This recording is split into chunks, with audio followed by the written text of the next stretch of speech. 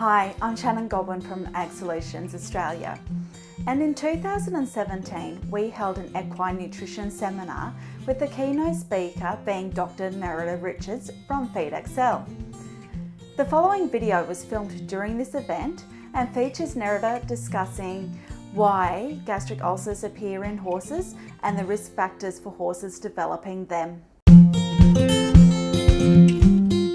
Alright, so gastric ulcers are simply open wounds in the stomach. That's all they are. They're really common. So 70% of racehorses and 90% of endurance horses have been found to be affected in various studies. I have actually seen studies where they've said 90% of racehorses have ulcers.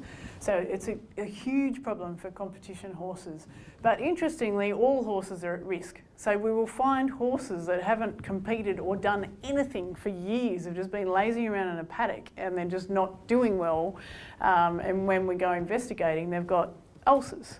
You wonder, how on earth do you get those ulcers? But just their stomach is designed in a way that it makes them really prone.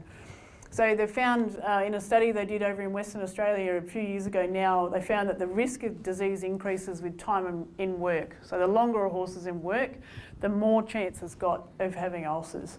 It can occur very, very quickly, like in a matter of days. You can go from not having ulcers to having ulcers. And they can occur both in the upper and lower regions of the stomach. So the ulcers in the upper region of the stomach, and there's a vet in Australia, Ben Sykes, who is very particular about how he speaks about gastric ulcers. They call them the equine squamous gastric ulcer syndrome, and they're the ones that we're talking about tonight. I'm not going to talk about the ones in the lower part of the stomach. So why do gastric ulcers appear? All right, well this is, I've got notes after this slide to explain all of this, but I'm going to use this picture, and then I've got some milk bottles over there that will demonstrate how this is all happening. So remember when we talked about the stomach, we said that the bottom part of the stomach, there's gastric acid being secreted continuously. So it doesn't matter what time of day, what the horse is doing, whether you're on its back riding it, whether it's plonking around in the paddock grazing some grass, or whether it's been standing in a stable for 8 hours eating absolutely nothing, the gastric acid is being secreted into the bottom part of the stomach. And I think around the lower part of the stomach, the pH can get down as low as 2.5, which for anyone who knows the pH scale, that's really very acidic. So cleverly, the horse has made mucus secreting cells in this part of the stomach to protect itself from the acid, because it'd be a bit stupid if it didn't. It's secreting acid in here, and then it if it didn't protect itself, it would just literally burn a hole in its own stomach. So it protects itself down here with mucus, but up here, because it evolved to always have a full stomach, and it always had fibre in the top part of the stomach to stop any of the acid moving from here up to here, there is no mucus secreting cells, and there is zero protection from acid in the top part of the stomach. So what happens, I've never done this before, you're the first time. I've always said, imagine if I had 2 milk bottles. And tonight you don't have to use your imagination because I have 2 milk bottles.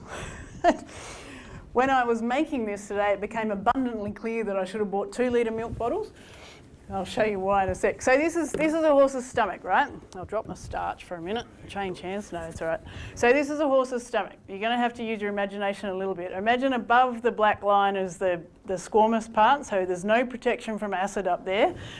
And the bottom part is your gastric area. So it's secreting acid, which is the lovely red. It's not red cordial. Don't try to drink it. It's food colouring. So imagine that the fluid in there is the acid that's been secreted into the stomach, okay? So if you've got a horse, let's say it's a thoroughbred racehorse, just for you, Karen. If you've got a horse that's been standing in a stable overnight, eating nothing, its stomach is emptied. So notice this milk bottle has nothing in it other than fluid.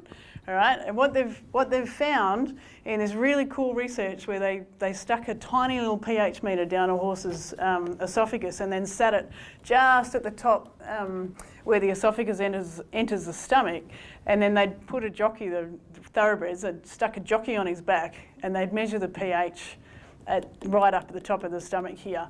And what they found was when the horse was walking, just no pH change. As soon as the horse started trotting, and you see what happens to the red fluid? Can you see that? And then cantering and galloping, That's what's happening in your horse's stomach, okay?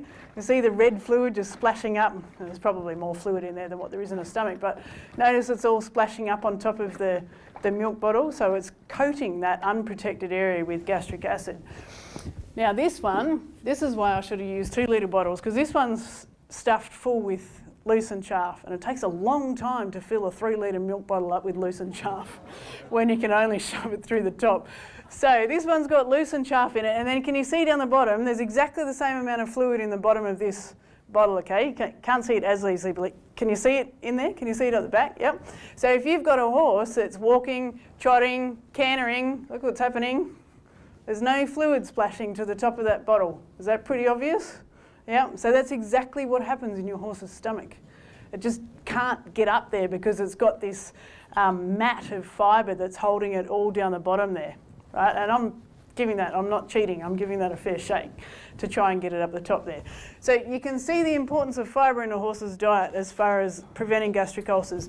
So as soon as you start splashing this acid up on top of the poor top stomach, it's just burning holes in the top of the stomach wall, and they'll get what is called acid burn initially, and then when the burn gets deep enough, it'll turn into an ulcer. So what are the risk factors for ulcer? Well, exercise, especially on an empty stomach. So what do most thoroughbred racehorses go into a stable in the evening, they're fed their evening meal at, I don't know, 6, 7, 8, even 9 p.m, and then they get dragged out of their box 3, 4, 5, 6 in the morning, had nothing to eat all night, and they've got an empty stomach, and then they gallop them. So every morning they're bathing the top part of that stomach in acid, and that's probably your biggest risk factor. Low forage diets are a big risk factor for the obvious reason that if you're not filling the stomach up with forage all the time, there's that ability for the acid to splash up and burn the top part of the stomach. Extended periods of time without feed, again, because the stomach empties and the acid can splash around. And also some horses will get stressed when they're off feed for a long time. And they've found, what they found when they were doing this study with the pH meter in the top of the stomach was that horses that were getting close to having their turn at going out for training were getting tense, and just that, you've all seen your horse go and like squeeze its stomach muscles.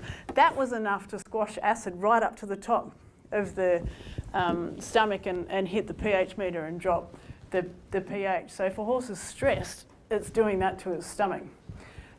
Extended transport, obviously, again, because the stomach empties and the acid can splash around. And remember too, when they're being transported and they're off feed, they're not chewing, so they're not salivating, and the pH just gets lower and lower and lower whenever they're not chewing and not salivating. Stabling, because one, they can be stressed in a stable depending on the horse, and two, they often don't have free access to fibre. Restricted access to water, which hopefully most horses don't experience, but when you're travelling, obviously they've got restricted access to water, and stress because of that squeezing of their stomach.